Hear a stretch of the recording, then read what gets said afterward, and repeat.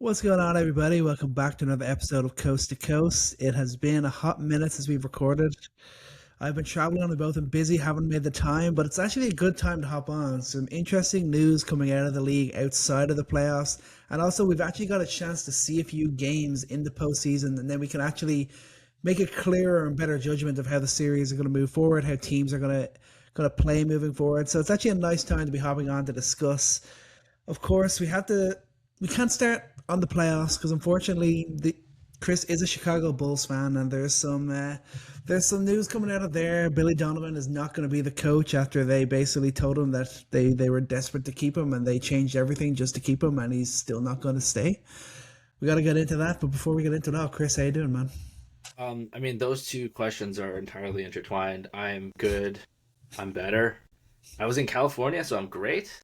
Nice. I had some chance to be in the sun. I forgot any sunscreen, so I think the red has mostly come off of me. But was I red with excitement? Was I seeing red when Billy Donovan the Wise, we'll call him.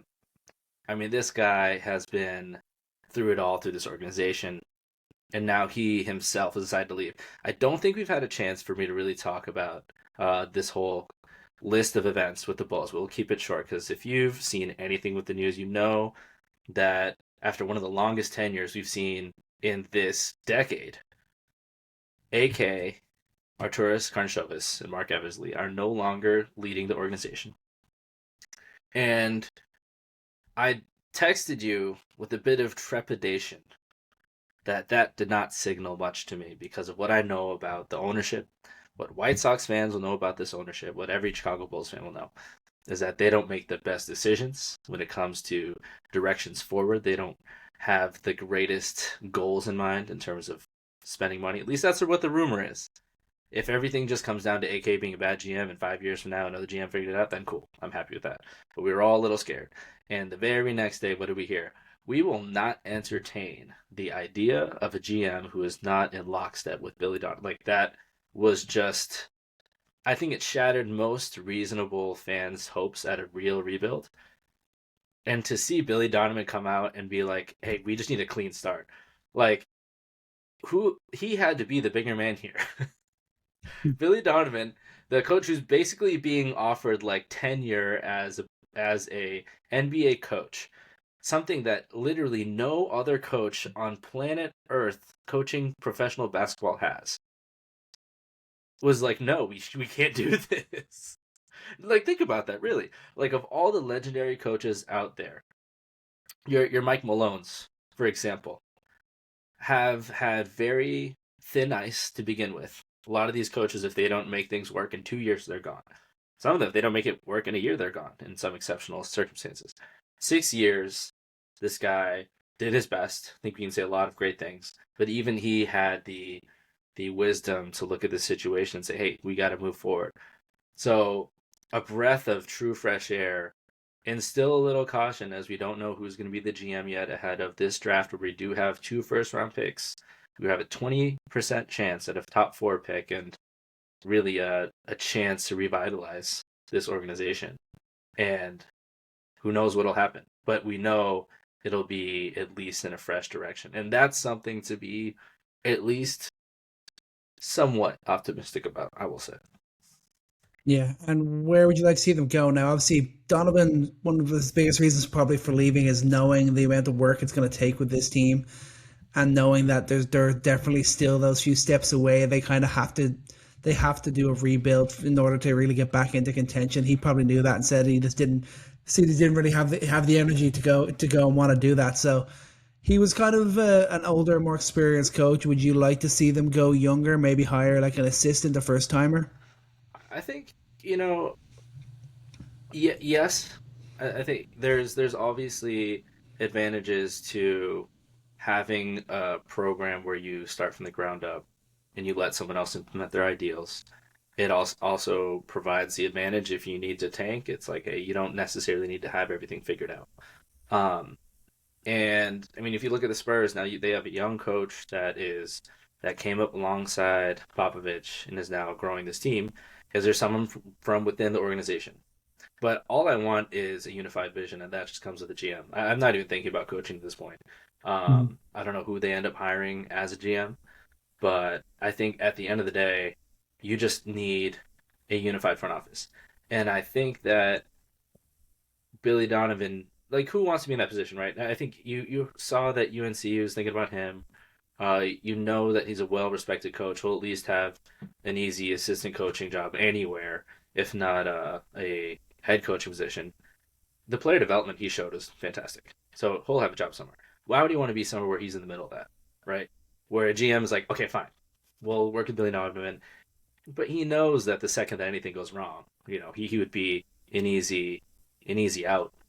So I think he knew that even if the right GM position was filled, that he would have never been a pick, and he would have always had that tension, and the fan base would ultimately kind of blame him for that. So he did like the most honorable thing, and he did the right thing for both him and the franchise. And I think it's just laughable it was him that had to make that decision to be like, guys, no, like I should not stay.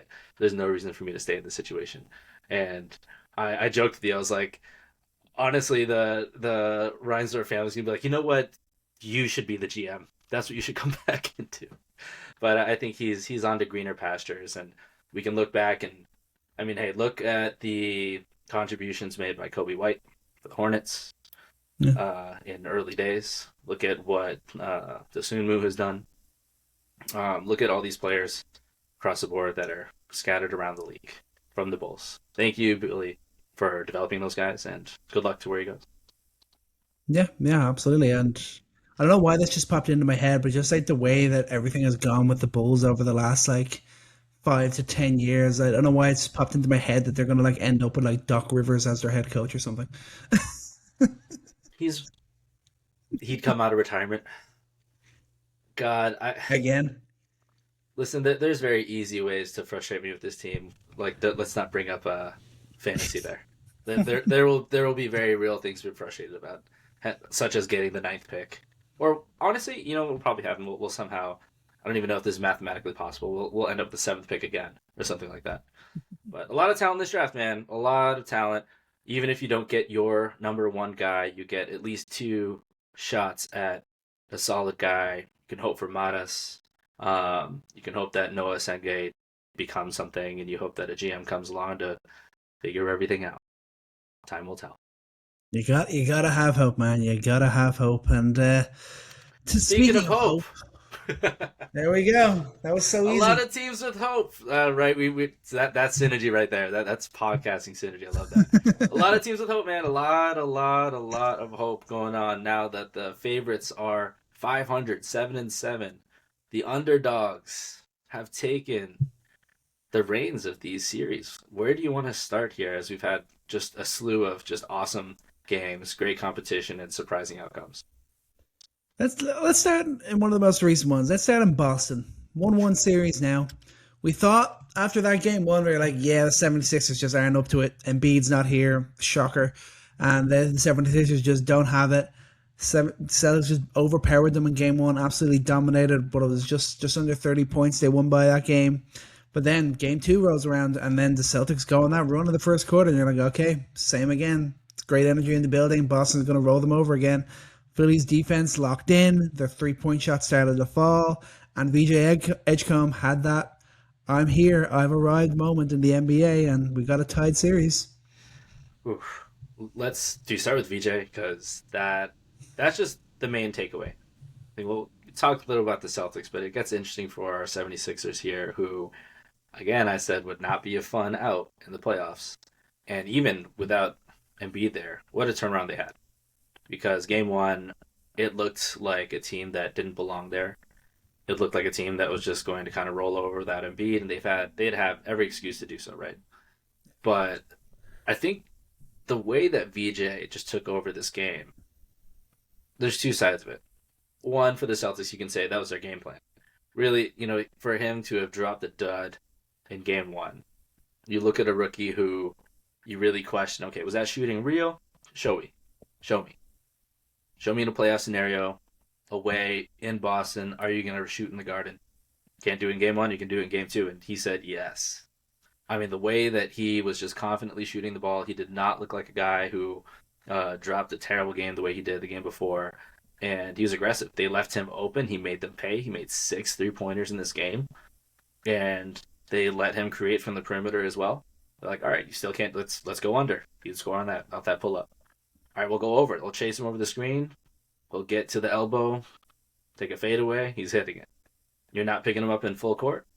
He's just gonna slash down the middle. Like he did everything in response to how the Celtics were defending him, and he put them in a position to win. And man, it was the best game, best first 30, I believe 30 point, 10 rebound game. If I'm not incorrect, since Tim Duncan.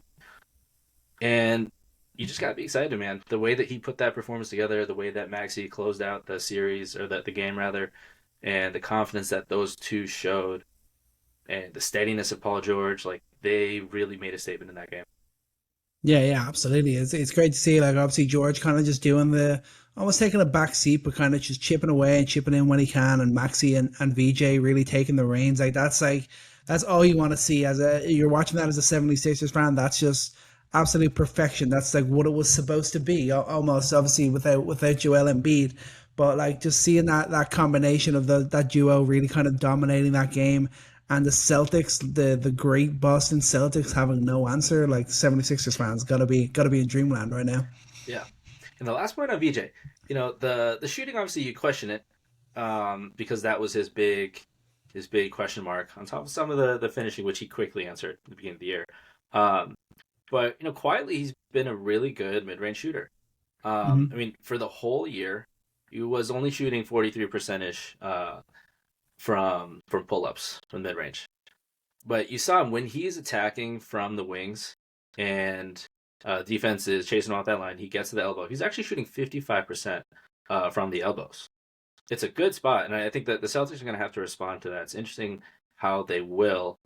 Um, and what's funny is you look at last season and the season before, and it was just such a simple answer for the Celtics. It's like, okay, Drew Holiday, go. Can you go just like nip that in the butt? Can you go figure that out? And that was just such a luxury they had. Um, Derek White, I mean, he even was just trying to keep VJ, Maxi rather, in check. So you can't really just answer now with Sam Hauser, Peyton Pritchard. They got to really focus in on VJ and make sure that he does not get comfortable. And I think they'll have plenty of ways to do that. Yeah, it's going to be interesting to see how Boston bounce back now, or more so how Philly can find a way to establish maybe even a lead here, going back to Philly now. The series going back home for them. I don't think Embiid is going to be ready. I'm not 100% sure on that. I think Oh, he word, just yeah. kind of started on court activities again after recovering from the appendectomy. Like, of course, that's just something that had to happen to Joel Embiid right I know. before the playoffs. It's just like absolutely typical. But like Boston are going to come out strong. Boston are used to playing in these big time games. They're used to being under pressure. They're used to winning on the road. Boston loves a road win in the playoffs. So Philly are really going to have to take it to Boston in that game three. Like that feels like game three feels like the moment of this series whether Philly can really kind of go toe to toe and push the Celtics to the limit, or if they're just going to roll over. Yeah. Any other shout outs you got for the Philly side of things? I mean, it's the same old. Like I just love the impact Kelly Oubre continues to have. I like what Quentin Grimes is able to do. Drummond is having a really nice impact off the bench as that backup center still, even though he's not backing up Embiid anymore, still playing that backup role like a star. But yeah, Philly just hopefully keep it up, make this into a series. You want like Philly are supposed to be one of the teams, and like they need to show it. Yeah, I think on the board side of things, their wings are crashing. I mean, they're really forcing Tatum and Brown to be physical. I mean, Oubre, Barlow, and the way that those two are challenging them. And Barlow, again, like as young as he is, to be a guy that they're relying on in the playoffs is great. Shout out those two for how strong they've been on that end. You're not going to stop Jaylen Brown. You're not going to stop Jason Tatum. But I think they really force a lot of tough shots. They really, I think, force them in a little bit of your turn, my turn. We saw a little bit of that from the Celtics, and on their end of things, I think the thing that I'm remembering is 20-8. That was the run that they gave up in the last 5 minutes and 39 seconds, and it felt like things fizzled out. And that's what happens in playoff series. It's just a game of runs. You never know who's going to go on a run, and I don't think that they got into a mode where they slowed things down and they got to their offense. It was a little bit, all right, let's clear out for Brown in the baseline, let's clear out for Tatum, let's get him a shot. They weren't really getting Philly in rotation too much down the stretch there. And I think that's something that you hope they see a little bit more often. Things change when you start hitting shots, and they weren't. But it was a good sign for the 76ers that, hey, if we're going to play fast pace, if we're just going to go up and down the court, I mean, that's something that we'd love to do. Yeah, it's going to be interesting to see the way Boston continue to perform in the playoffs because we know they obviously still had an amazing regular season. They were still at times one of the best offenses and one of the best defenses in the league throughout the regular season. Finished as a 2 seed without Tatum for pretty much the entire season, and yet they still were able to find a way to kind of keep it all going. But then when you look at the playoffs, they have a little bit less size. They have a little bit less Mm-hmm. spacing. They have some worse play. They have some worse defenders on the team. Like you mentioned, they don't have Drew Holiday to go to anymore. They don't have that spacing and that rim protection provided by Porzingis and Al Horford. And it's going to be interesting to see how the playoffs go on. I still think they're going to come out on top in this series, but it's going to be interesting to see as they go deeper in the playoffs that starts to become more of a factor for them. Yeah. And on the size part, Kata played okay. Mm-hmm. They're not really getting him in as like a lob threat here. I think Philly has not allowed that.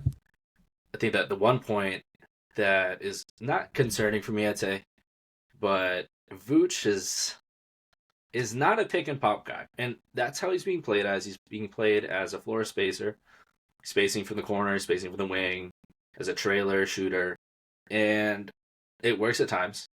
But I am very intimately aware of how Vooch can kind of fall off from three in the playoffs. It happens. He's done it every single year, and I think that they have a little bit more to play with him in terms of like the pick and roll situation. Can you get him in the middle of the floor where he can play make better? Can you get him some? I'm not trying to sound um, like a Bulls stan because the Bulls fan base was really divided on the whole Vooch post touch thing, but Vooch does create from the post well. If you can have him create from the post, you can have him create from the mid post. You get a little bit more of the look that you get from KP at times when you're able to have your big play make and get your wings slashing. You kind of get him as a hub there, but they didn't have that going for Vooch, and he just kind of looked cold and a little bit lost out there as well. Yeah, I can see where you're coming from there. It's going to be interesting to see because you feel like he still feels like such a new member of the team. Obviously, he missed that Yeah, bit of time when he injured his finger as well. So there's still not that like overall like seamless fit there that in that sort of situation either. But yeah, it's going to be interesting to see if they can get the best out of him because obviously it is still the kind of a new fit there for sure. But if I had to put you on the spot now, are you with me? Still taking Celtics in this yeah, series? yeah. I think they above all else have two guys that can take over. They have the proven concept of offense. We know that. I mean, as a rookie, I love what VJ did, but to expect him to drop 30 in the next few games is a tall, tall ask. Yeah. Um, Embiid coming back is a huge X factor for both sides. How does the offense work again with him there? Can they really efficiently get to this oscillating, slow it down, kind of spray out play that they get with Embiid Mm. and play fast with their two guys? And they did it in the regular season, but it will be an adjustment in the middle of the series as well. So it's it's tough to say where it'll go. I'll still take the Celtics. Does it go to 7? Does it go to 6? Um, I guess we'll see. We'll see if Embiid comes back and he's able to make an instant impact. If he does, it really gets interesting, man.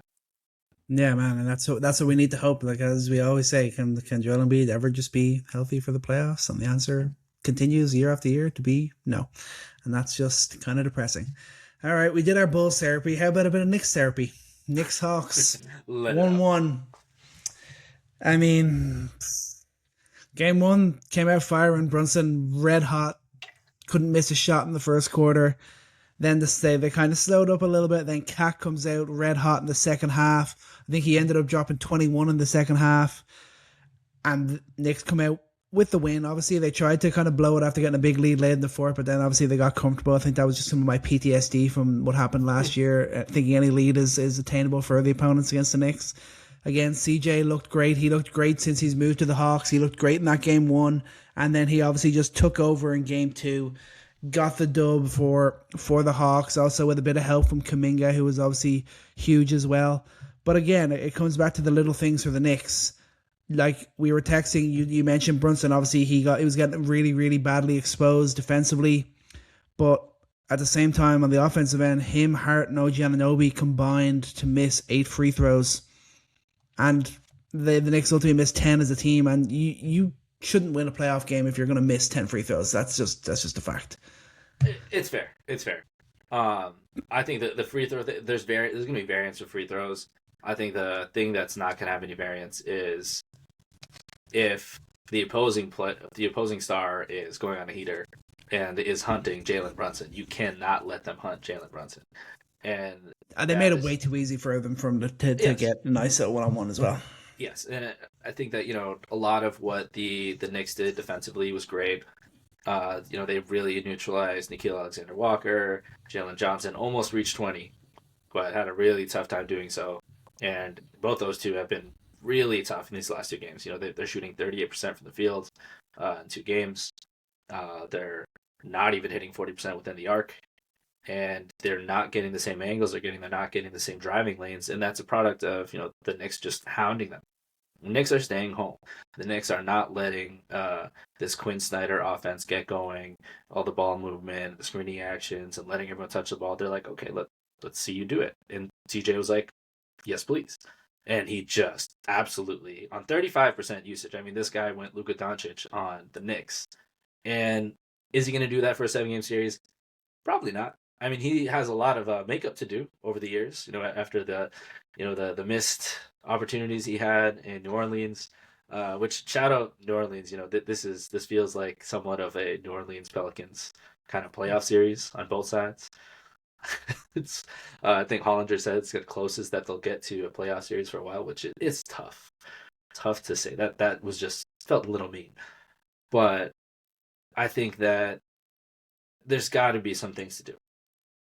Do you pull help from the corners? Do you ring up help a little bit closer to the screen?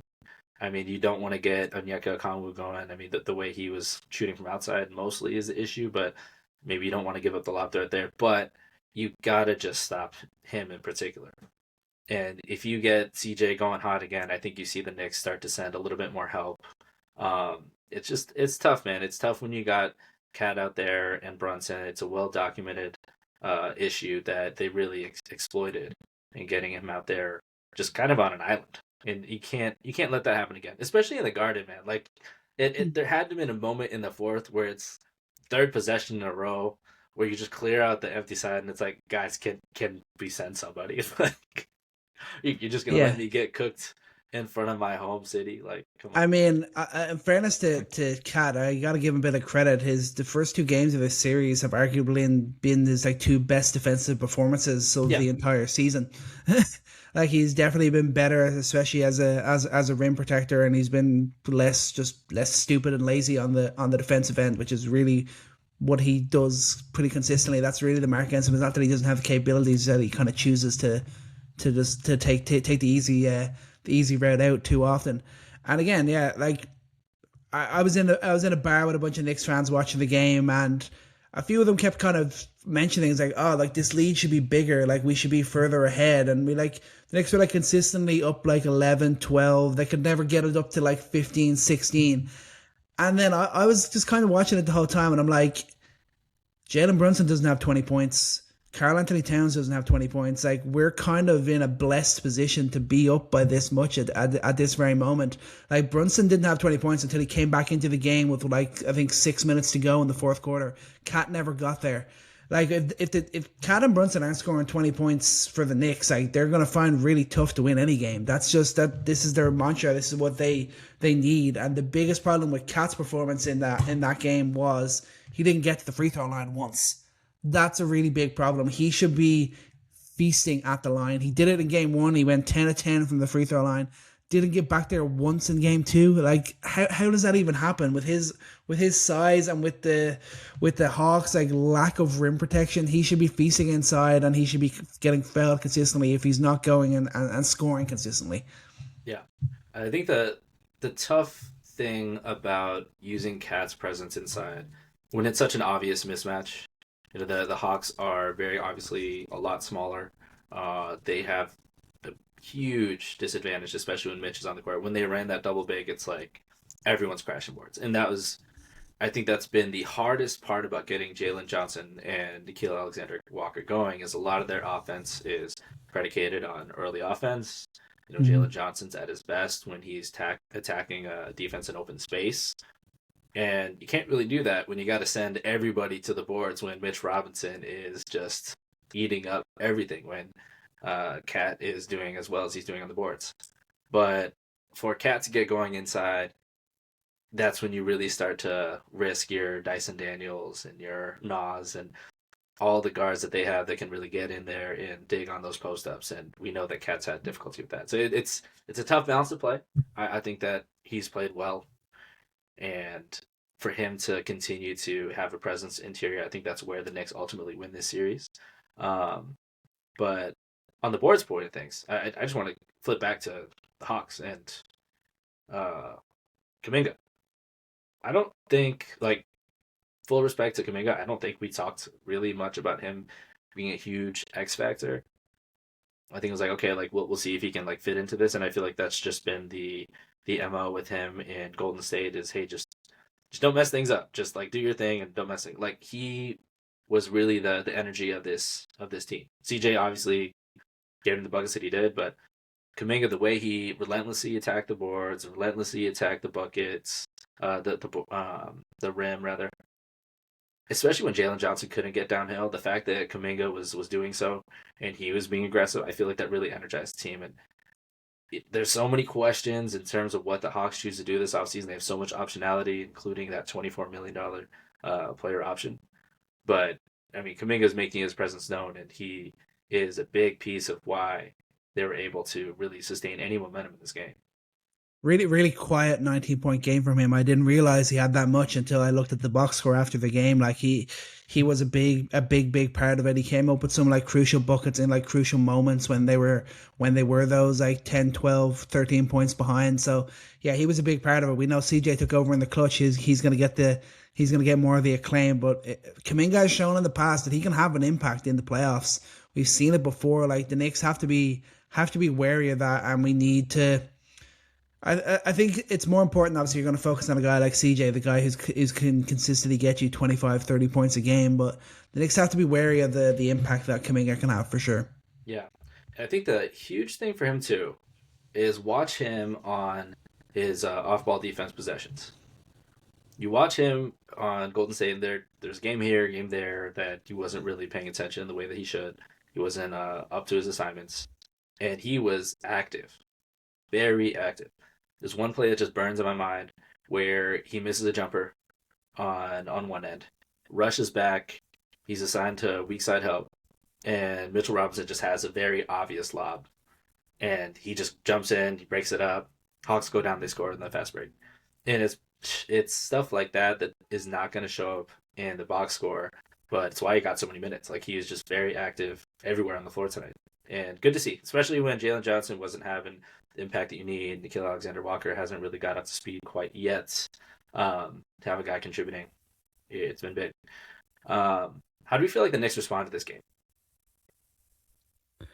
I mean, I hope well. I hope there's a big push for Cat to get going early and get aggressive inside. I think that's an area that I know we didn't get enough of in game two. And obviously, I know he still hit a few lovely threes, but need to get back to him really being dominant, really like forcing the issue from right from the off.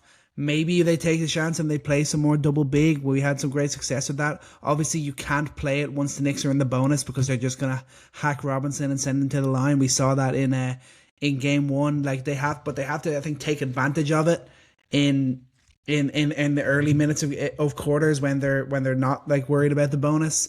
And I just think we just need the bench guys to get going a bit as well. That's another area where we haven't really seen much Deuce McBride, from Landry Shamet. We need to get a bit more action from them. That's going to be important for the Knicks. We talked about how important it was to have a coach that's going to invest in the depth, and the depth have to really kind of step up now in the big moments.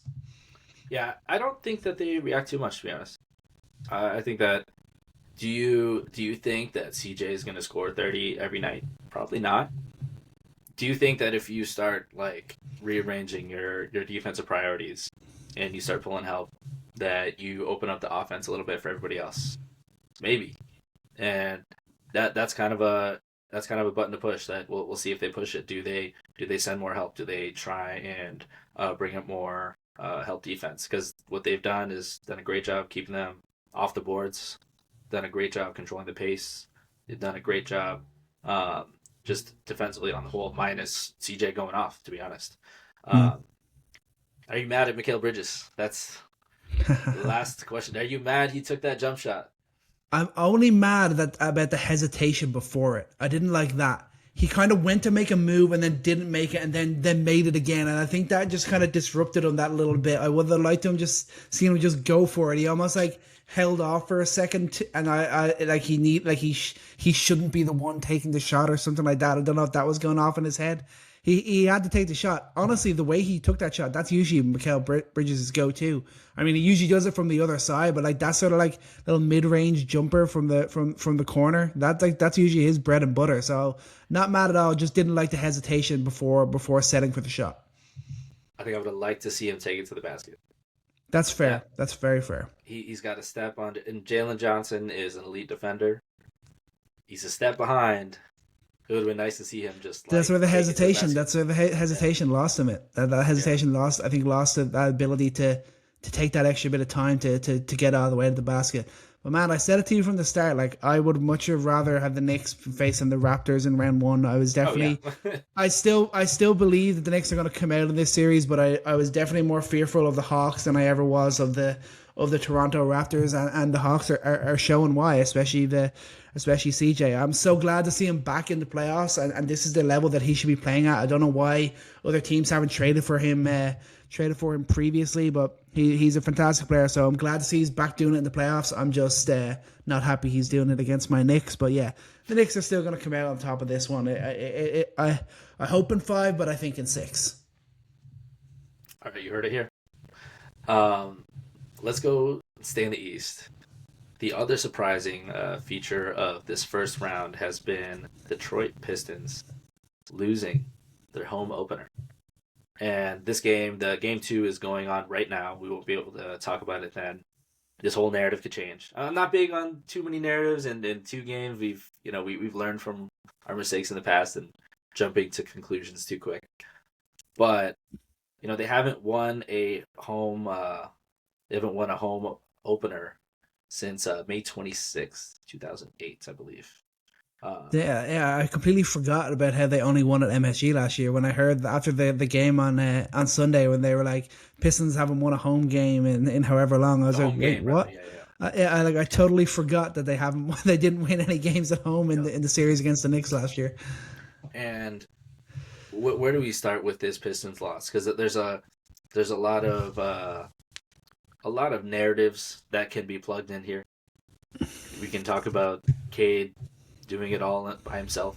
Tobias Harris is the only one to have scored in double digits besides Cade. Um, I think that what makes sense to talk about here is the Magic, because the Pistons they fumbled in a lot of areas, but the Magic, they did something pretty predictable. They just played the gaps. They clogged the paint. They allowed 11 open corner threes. And the guys who shot them, I mean, the Pistons, I think, were ready. They're not stupid. They know that that's exactly what they're going to do. So they're like, all right, let's put Robinson in the corner. Let's put Herter in the corner. Put Harris in the corner. And they collectively failed. Robinson went 1 of 4 from there. Herter went 0 for 3. Harris went 1 for 2.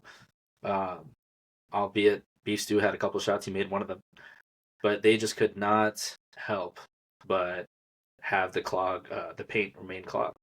And is this just a make or miss situation where they just got to start making shots? Maybe. But the way that the Magic not only, did the predictable thing and while doing it just totally neutered Jalen Duren. I mean, Jalen Duren Yeah. was just didn't exist.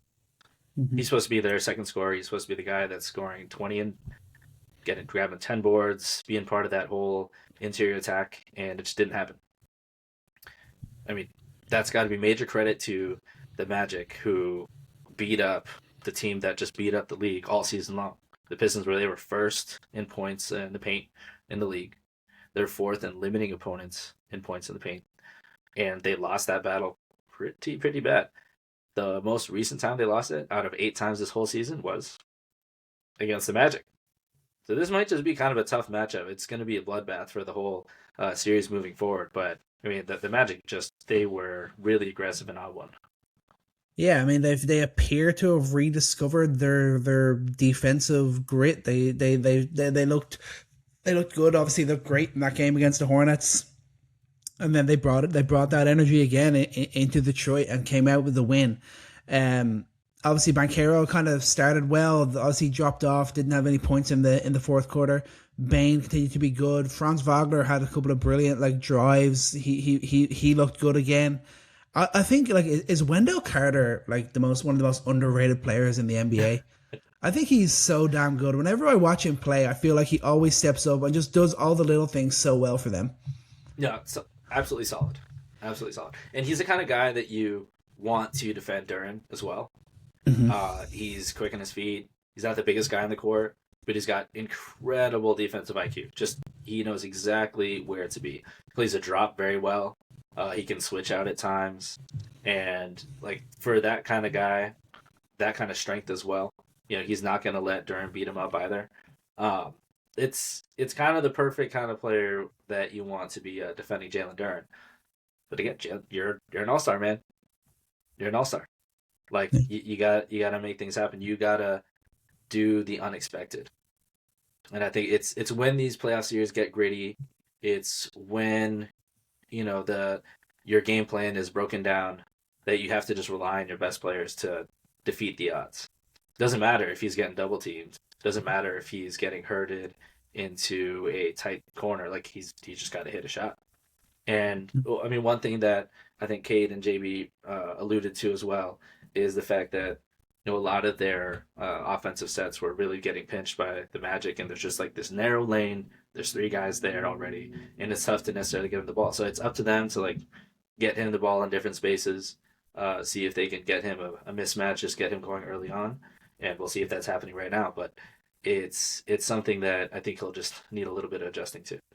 I got my eyes on it here. Pistons are up 6 with pretty much the entirety of the second quarter to go. 8 minutes 20 seconds to go in the second. So still a tight enough game.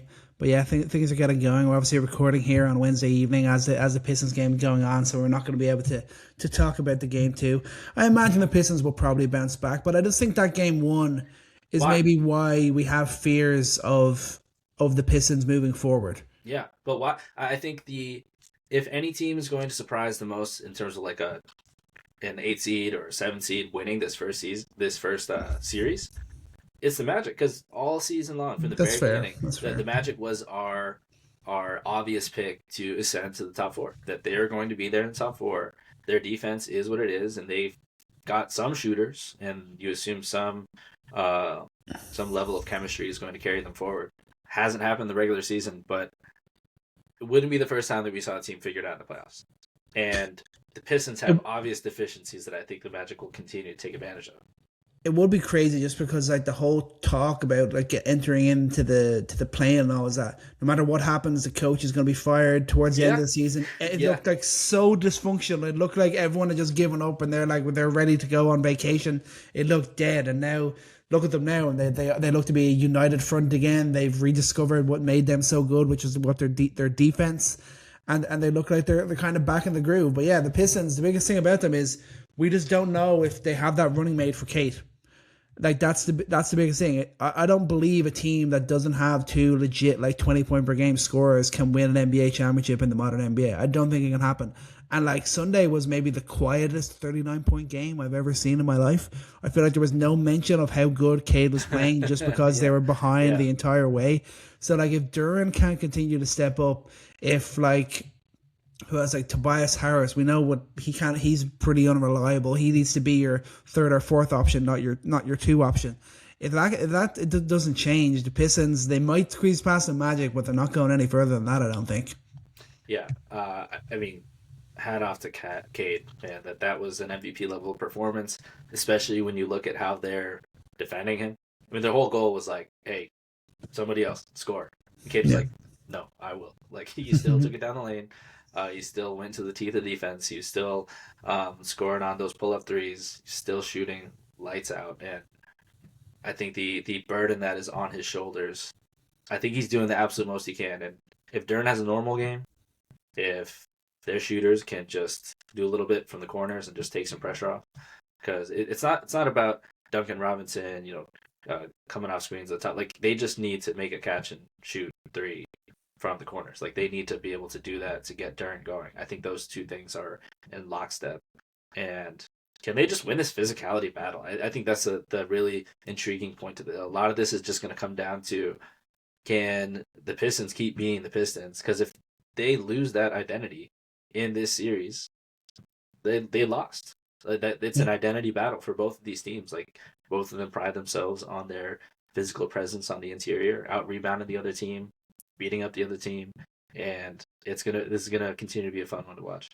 Yeah, it'd be kind of crazy to see another number one seed in the East kind of flounder in the playoffs like we saw with the Cavs last year. I guess obviously that was arguably more down to injuries than actual kind of performance, but like it would still kind of be a wild thing to see another 60 win one seed from the East just kind of flounder once they get to the playoffs. But yeah, it's going to be interesting to watch this series moving forward. We believe the Magic should never have been in the play, and we believe the Magic should have been like a top four, top five seed this year. It didn't happen, and maybe now they're in the playoffs and they're kind of showing that they actually they are a level above the final finish in the standings. Yeah. And that last week, did you think it was kind of corny? I thought there was a fun tidbit, but apparently Jamal Mosley showed up. I think this was before the Hornets matchup, and instead of doing film, they just showed all the NCAA highlights of all their players. They just all sat down and they're watching that, and it's like, hey, like you guys are pretty good. Like you belong here. Like this is your talent. I thought that was pretty cool. Yeah, I love that. Yeah, that's awesome. You always love the little different things that guys come up with to kind of motivate players, and that's maybe it's working for them, and a long may continue. Let's see this go and be a long series. I'd love to see it. Yeah. Um, I think we saved the. Do we just mention the Raptors? Do we? Yeah, we just say that somehow in what was meant to be the toughest series, the series position, the 4-5 series, going to be the most evenly matched, toughest series that any team can face, and the Cavs have somehow got the easiest matchup in the entire Eastern Conference. All I gotta say, a lot of obvious things there too. A lot of very obvious things we've seen in this first round. The Raptors still don't have shooting. If the Raptors can't get in transition, then they can't score well. And Brandon Ingram sometimes kind of sucks in the playoffs, and he looked terrible. He Yeah, really, and I feel seven bad to say points it. last night, right? Yeah, 7 points Monday night. Yeah, you saw the confidence in his jump shot just disappear when he needs to be the guy. Like it doesn't matter his efficiency; he just needs to take shots. Like he needs to come running off shoot that without screen and fear. shoot the Yeah. ball. He needs to get to his pull up. There were moments where the Cavs eventually just kind of like left him open in the mid range, and he was missing those, and that was tough. That was tough. On a positive note, when you look at a young team like this, you look at Colin Murray Boyles, who I still to this day, when they drafted him, I was like, what are you doing? Great player, fantastic player, really has a bright future in this league. But to see him do what he's doing in the playoffs throughout this whole season, just such a great defender, really, really defend like 2 through 5. Had some great moment switching, great physicality. Like he's going to be a Raptor for a long time, I think. But yeah, tough. Going to be a tough out for again a team that's over the second apron, and I think are probably looking to go home in a couple of games. Yeah, it's gonna be. I am pretty confident saying that this is gonna be one of two sweeps in the first round of the NBA playoffs. Should we switch it over to the Western Conference? There's not much to say, and the Cavs are just way better than the Raptors. That's just pretty much it. Yeah, Mitchell looks great. I think that Harden's Harden still looks great making too. Yeah, insane shots. Yeah. This is a great warm up for a guy who has a lot of playoff wrongs to right, and I think that this will be a nice little warm up for them. No cakewalk. Raptors making good, are a great defensive team, and I think that they're warming up at the right time. Yeah, sure. All right. Western Conference. Did we start with the sweep of the West? The OKC No, and Phoenix Suns? No. no, I need to talk about that Timberwolves Nuggets game, man. Like that was a classic, absolute Truly, classic. truly, this is like the Nuggets Timberwolves really is like the great modern rivalry in the NBA, I think. Yeah, I think that everyone's gonna look at that and be like, why did Murray take that shot? And well, Jokic wasn't aggressive enough. He should have taken that floater. Should have shot more, et cetera, et cetera.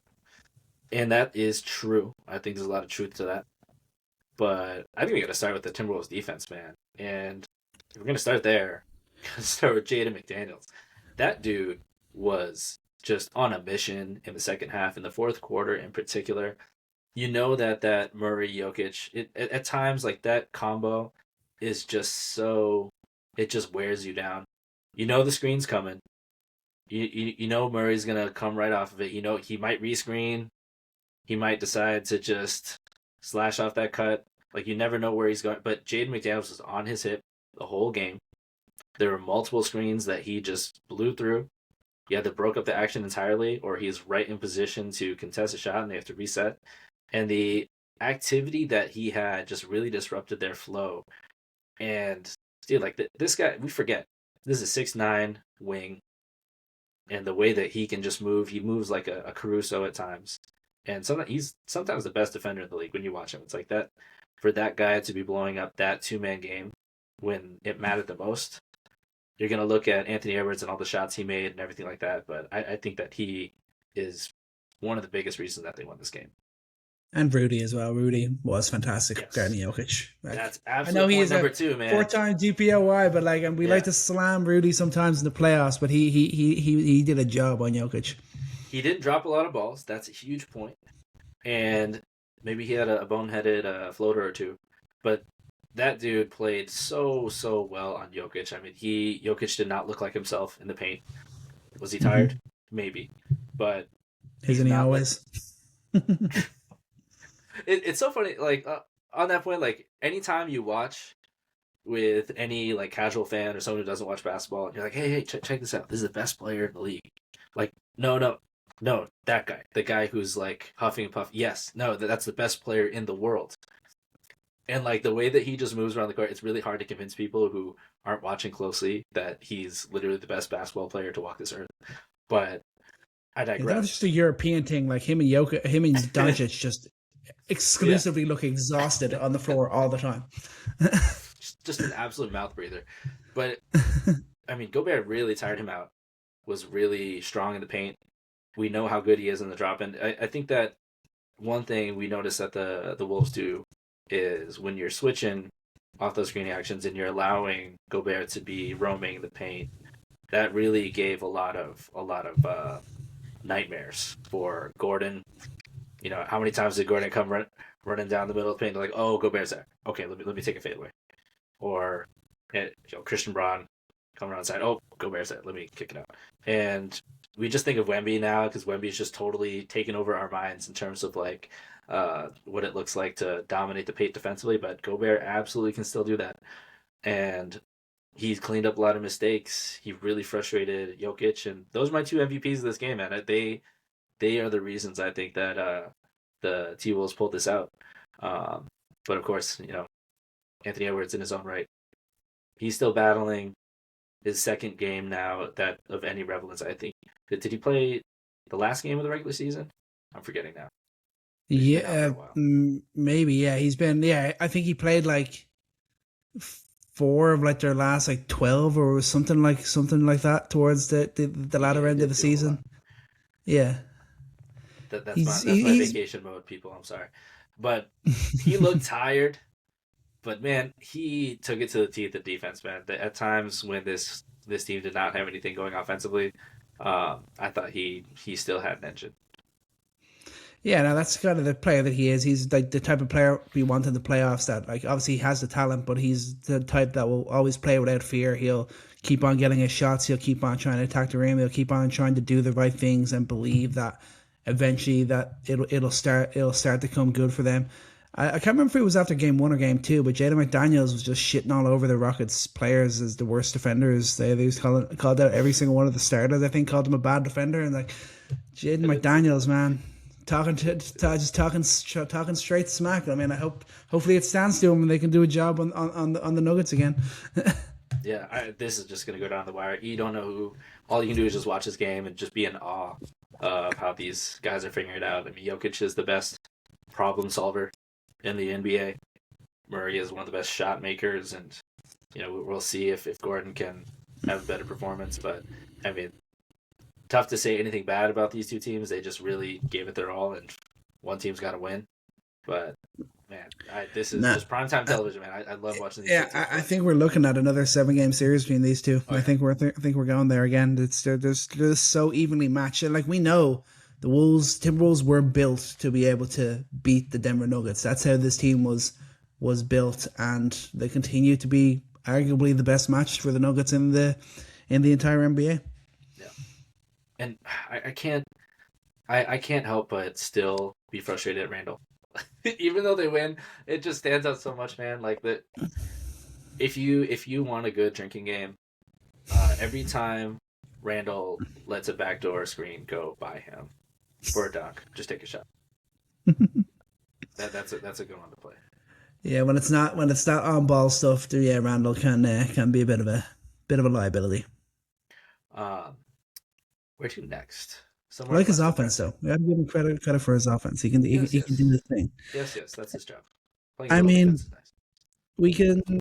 Do we go for the big one, the Lakers Rockets, or do we go for the quick one and talk Spurs Blazers? Because that's pressing for another reason.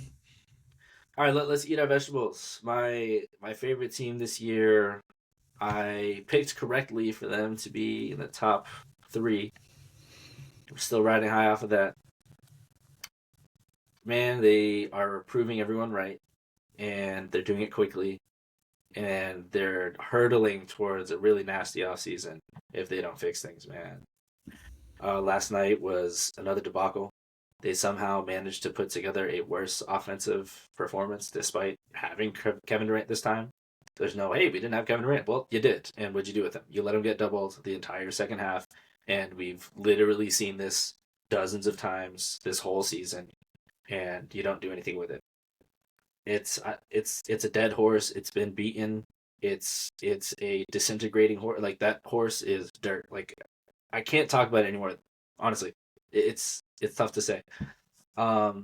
You saw our burgeoning point guard. We saw Shepard get 11 minutes. That's it. I mean, I think Bronny James almost played as much as Reed Shepard did. Seriously, he was not ready. That's fine. They just don't have another guard who can replicate what Fred VanVleet needed to be for this team, and it's a very simple game, man. The Lakers they have a formula. They're going to keep doing it. They're going to double Kevin Durant.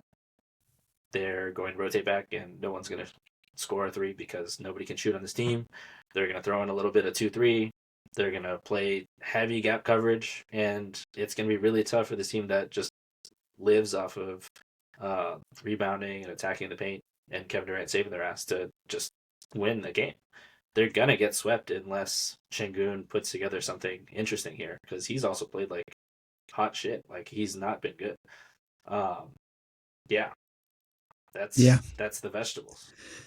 Yeah, I mean, Kevin Durant, more turnovers than field goals made last night. Like, that's absolutely awful.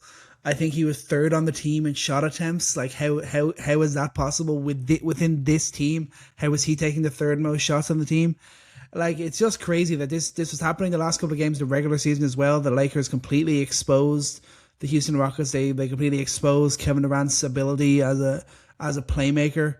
Like, JJ Redick is clearly just a very adept NBA coach. He's completely figured out the Rockets. He's completely one-upped Ime Udoka at every turn since the last couple of games of the regular season that they faced off each other and the first couple of games here. Obviously, hugely important that Luke Kennard is playing some of the best basketball of his career. We're getting only the best of Marcus Smart. We're not getting any of the Yeah. bullshit or any of the crap that we've seen from Marcus Smart in the past in the playoffs. I'm sure that's probably going to come at some point, but they're only getting the best out of him at the moment. And of course, LeBron is still playing like a guy who's closer to his prime than retirement when really it's the other way around. Yeah. There's a lot of surprises in this postseason. LeBron still being good, not one of them. The Rockets' offense being bad is not one of them. Kevin Durant being double teamed into oblivion is not one of them. I think that Marcus Smart being this good, and Luke Kennard, like two guys who, like, it was a meme almost for Rob Pelinka to be like, here you go. This is our offseason move. And hey, they're saving their first round series without Austin Reeves, without without Luca. And I had a conversation about this series just this weekend. Hey, I think LeBron can go off for one game. It's probably a 4-1 series. They just don't have enough firepower. I did not think that the Rockets were this vulnerable. Yeah. And the reason they're this vulnerable, it's the same point we made with Jalen Duren. Alperen Sengun, like, you are an all-star. Go do some all-star things. Like, if they're playing that, like, you need to bust that zone. Yeah. If you are not able to take advantage of a inferior front court, then I mean, what are we doing? And it's not all just, hey, well, he doesn't have the spacing, he's getting double teamed. Like, no, he's just missing a lot of shots too. Like, he's got to step up, and maybe a little home cooking is going to help him a lot there. But he's got to be the all-star that this team pegged him to be, the running mate next to Kevin Durant. And I think, for the love of God, like, there's got to be some level. Sorry, I just keep coming to it. There's got to be some level of offensive creation that they can make off of Kevin. If Kevin Durant can't make a shot and he's getting doubled 5 feet from 3-point, like, can we do something? Is there something that it's got to be the end of the line for Udoka if they can't sort that out? Yeah, no, this has got this. His job is 100% on the line here, and like just like his reputation, I think in the NBA. I think after everything went down in Boston, everyone was so high on him as a coach. We were all so excited when he got in at Houston, and yeah, we know about the injuries, but there's definitely been times where you're just like, you're not an elite level coach right now. He just like JJ Redick is showing himself to be a better coach than Ime Udoka right now. And who would have thought that was a thing? Probably even this time last year, I doubt anyone would be even entertaining that conversation. And that's literally exactly what has happened. Like, hopefully they're going back home. They can find a way to kind of get something going. But like, just like the shooting is just absolutely abysmal. I know we keep talking about it. My God. They're making the Lakers defense look great, and they're making the Lakers look good at 3-point shooting, and those are two things that you don't really say too much about this Lakers team, and that's kind of where this series is at right now. Getting like slashing to the rim for wide open layups, like that just can't happen. That should not be a thing. It's also been such a game of turnovers, especially like last night. Like, the Lakers were way better in game one, and they were just turning the ball over like there's no tomorrow, and that's what kind of kept it close for a decent portion of it. And then last night it was the same case. Like, I texted you, whoever wins the turnover battle in the final 5 minutes will win that game, and that's exactly what happened, because the Rockets turned it over like 4 times, and the Lakers didn't turn it over at all, and they were able to come out with the win. It's a wild series. It's definitely not the prime Kevin Durant versus LeBron James that it was kind of being hyped up as. But yeah, man, credit to the Lakers. Like, if they can go and get the job done here, and then somehow they get their 2 guys back for the next round, who knows? Maybe something can happen. But obviously, I did see the stat going around today that LeBron James is 32-0 when he goes up 2-0 in a series. So it just feels set up for the Lakers to know it. Yeah. Another dead horse, man. Like, can we get KD coming off some screens? Can we take a page out of Steve Kerr's complicated book and just do some very simple things for Kevin Durant? Can we use him? Maybe bring Reed Shepherd. You have 2 shooters with considerable gravity. Can you use them up to create some level of spacing? I don't know. It's probably too late to figure out those sorts of things that haven't been figured out. But yes. So the more depressing thing is actually Wemby The one thing he could not beat this year was the floor, and that was a scary fall. Bounced off Yeah, the floor twice. it I was don't know if out. he's actually passed out. Like, it looked like he passed out, but it did not look good. No, Luckily, no. I think we know that he doesn't have any like facial fracture or anything like surgical. Nothing that's going to keep him out for an extended period of time. But we know that if he's in concussion protocol, he could be out for 2 games. So we got a little taste what that's going to look like against the Blazers here. We know they've been very good without him. We know that they've survived just fine, 12-6 without him. They were able to survive with him being off the bench for considerable amount of the year. But man, this Blazers team, I mean, they put their defense where it matters, forefront of everything. That's what got them here to the playoffs. That's what sustained them to this win. And everyone's just going to be talking. I don't see any headlines really for Scoot. It's all about Wemby going up. I mean, Scoot Henderson really Yeah. had himself a game, man. Like, it's the kind of game he needed for Yeah, the this is the injury-riddled kickstart of season. his Oh, career. yeah, Like this is like he's been like a nothing pretty much in the NBA since he arrived, the number 3 pick. Hopefully, like last night is the moment where he kind of really kicks on and establishes himself as a starter in the NBA. yeah. It'd be awesome to see if you just like if someone took the clips from the first handful of games from the season where he looked timid in the paint. He was deferring a lot. He was a little bit slow to shoot. And in this game, just the absolute confidence he had in his shot to take anything, to really try and go on a heater in a playoff series, like that was great to see, man. Especially when Denny didn't really have it going. Denny did not have that momentum. Like, just to see that confidence oozing off of Scoot Henderson, man, it was great to see. Yeah, 2 old Celtic boys really chipping in for Toronto for Portland. I Yeah, mean, like Drew Holiday, we all questioned it when the trade happened. They were like, "Why is he staying in Portland? Like, get him out of there." And he's just having the perfect veteran impact on this team. Still such a great defender. Still is going to able to come up with these smart plays on offense. He's going to make some clutch buckets. And Robert Williams, he's finally freaking healthy, and look what yeah, he's doing. Double man, great on both ends, great lob man, great protecting the rim, like fantastic. yeah. And he also everyone forgets because when he was on the Celtics, like he was such a good passer. There's a Mm. couple plays where they're having him just kind of in this DHO set from the wing, and the Spurs are getting around it. Their guards are staying on the guys, and he just whips a skip pass to the opposite corner, and led to it was 1 for 2 on those plays. But the kind of passing he provides too, not just in the short roll, but playing him a little bit in the DHO, is cool to see. I mean, him and Klingon, man, like they're legit front court. They're going to cause a lot of problems for these guards who like to get downhill. Blazers in their own right, like not a lot of guys here. You're just hoping to get one-on-one. Yeah. Drew Holiday, no thanks. Tamani Camara, not so much. Scoot Henderson has looked very good defensively as well. Um, I think they've tried to pick on Shaden Sharp a little bit, and he's been tough. He's played decent, but them having the kind of guards that they have at the perimeter, and then funneling them to these two elite shot blockers, like they have a chance. This is going to be a tough series without Wemby, and hopefully, they their guards really start stepping it up from beyond the arc because 1 for 4 ain't going to cut it from Fox. He's going to really need to start being a stronger shooter. Yeah, for sure. I think it's similar to what I said about the 76ers and Boston series. I think the Blazers need to win that. The next game, they're going back home. They need to kind of get that dub on the board to really put the pressure on San Antonio and really kind of shake things up because I think the word on the street at the moment is that Wemby could likely be out until game 5. Yeah, So, I mean, if the Blazers are going to have a shot here, surely they've got to be up 3-1 by that stage, you know? yeah, they've got it. I think it's going to be tight. I think they split the series. They split the next 2 games Mm-hmm. from what I saw.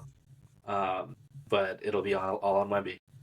It's crazy to see. Everyone's talking about like he came off the bench.